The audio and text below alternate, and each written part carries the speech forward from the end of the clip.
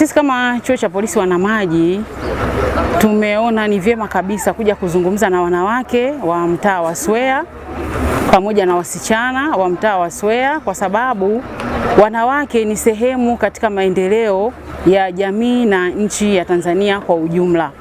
Sasa ili kuweza kuielekea dira ya maendeleo ya mwaka 2050, mwanamke huyu wa Swea na mwanamke yoyote yule wa Tanzania anapopewa nafasi ama haki ya kufanya kazi na kuzalisha pato la familia, basi linaongoza katika maendeleo ya nchi kwa ujumla.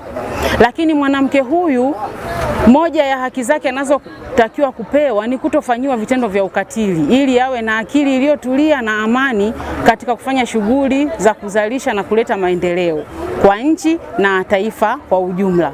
Kwa hiyo ili tuweze kuifikia dira 2050, basi mwanamke na msichana haki zao zizingatiwe na kuhakikisha kwamba zinapewa kwao ili kuweza kuifikia.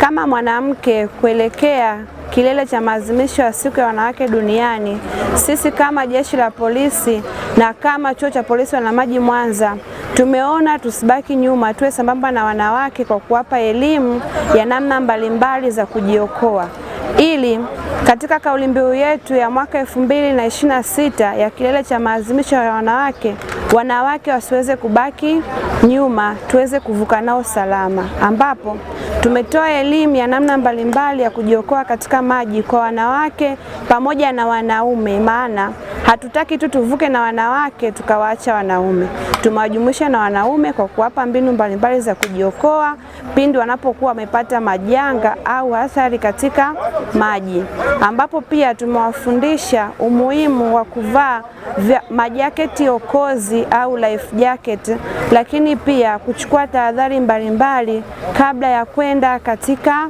mialo kwa shughuli mbalimbali za uvuvi au uchuuzi, ambapo wananchi hawa wa mwalo wa Swea tumewaelekeza kwamba wanatakiwa wawe na tahadhari za kimazingira kwa kuzingatia hali ya hewa, lakini pia kukagua vyombo na kutoa taarifa kwa watu wao wa karibu kwamba ni wapi wanaenda, ili lolote litakapotokea basi tuweze kuwa na urahisi wa kuweza kuwapata. Kwa hiyo tumefurahi sana kushiriki katika mafunzo haya, maana EMEDO tumekuja kama wadau na tumepata nafasi ya kutoa elimu mbalimbali ambapo zimewasaidia wanajamii. Kila mmoja wetu ameondoka na kitu na imani, maana watu wameuliza maswali, watu wameweza kushiriki kwa kutoa ushauri. Ujumbe wangu kwa wanawake wachakataji katika eneo letu hili la Swea ni waendelee kuzingatia usalama wao kwanza, kwa sababu ni watu ambao wanajiona hawako hatalini sana, lakini kiukweli yoyote anayesogea karibu na maji yuko katika hatari. Wameambiwa kuhusu ununuzi wa life jacket za kwa wao kama wao, na wameambiwa namna ya kujilinda wasifike sehemu ambazo ni za hatari. Kwa hiyo wazingatie hizo, kwa sababu kila mtu yuko anasimamia uhai wake. Wadau wenyewe, serikali kwa ujumla na wauzaji wa life jacket wajaribu kukaa na wavuvi, wasikilize wavuvi wanataka nini.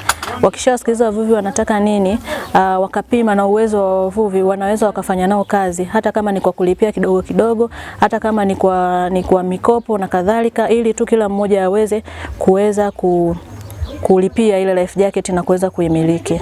Tumepewa mafunzo kuhusu wamama wajasiriamali na wavuvi kuhusiana na kwenda ziwani bila kuvaa life jacket.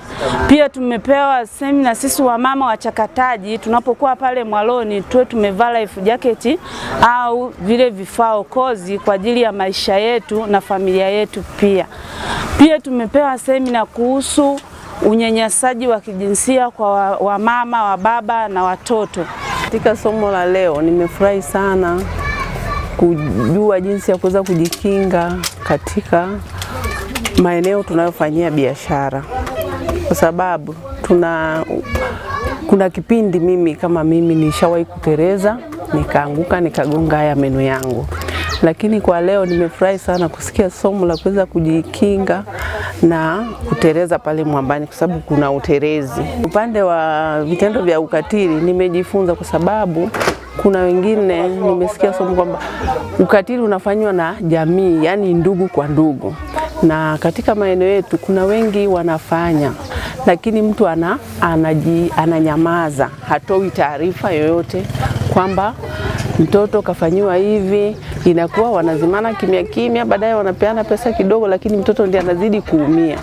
Kwa hiyo mimi katika hilo somo nimepata funzo, na nitakuwa mstari wa mbele. Nitakaposikia neno kama hilo, nitatoa taarifa popote pale.